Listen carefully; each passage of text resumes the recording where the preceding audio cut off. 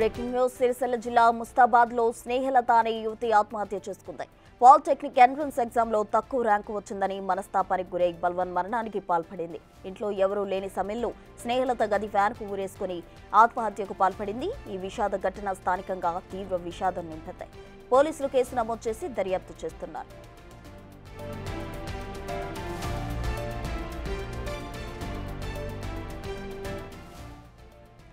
సిరిసిల్ల జిల్లా ముస్తాబాద్ లో స్నేహలత అనే యువతి ఆత్మహత్య చేసుకుంది. అయితే ఈ పాలిటెక్నిక్ ఎంట్రన్స్ ఎగ్జామ్ లో తక్కువ ర్యాంక్ వచ్చిందని బాధపడిన యువతి మనస్తాపానికి గురైంది.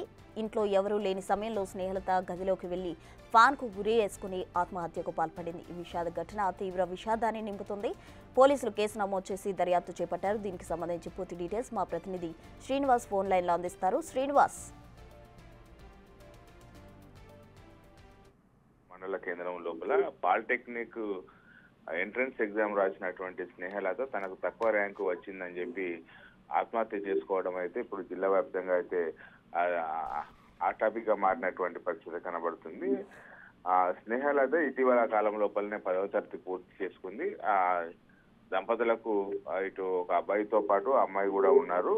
అయితే శ్రీనివాస్ రెడ్డి, స్రవంతి ఇద్దరు దంపతులు కూడా స్నేహలతను చాలా అల్లారుముద్దుగా పెంచుకోవడం జరిగింది. ఈ నేపథ్యం లోపల 10వ తరగతి పూర్తి చేసినటువంటి స్నేహలత ఇటీవల పాలిటెక్నిక్ ప్రవేశ పరీక్ష కూడా రాయడం కూడా జరిగింది. అయితే ఫలితాల లోపల తను అనుకున్నటువంటి ర్యాంకు కాకుండా తక్కువ ర్యాంకు రావడంతో తీవ్రంగా మనస్తాపానికి గురైనటువంటి పరిస్థితి. అయితే నిన్న ఎవరు లేని సమయం లోపల ఇంట్లోకి వెళ్లి గదిలో ఫ్యాన్ కు ఉరివేసుకొని ఆత్మహత్యకు పాల్పడింది. అయితే కుటుంబ సభ్యులు స్నేహలత లోపలికి వెళ్లి ఆత్మహత్య చేసుకోవడాన్ని గమనించినా గానీ ఆమె ప్రాణాలు అయితే నిలపలేకపోయారు. వెంటనే ఉరి తీసి హాస్పిటల్కి తరలించేటువంటి ప్రయత్నం లోపలనే స్నేహలత మృతి చెందినటువంటి పరిస్థితి కనబడుతుంది. మొత్తానికైతే 10వ తరగతి పరీక్షల లోపల మంచి మార్కులు వచ్చాయి.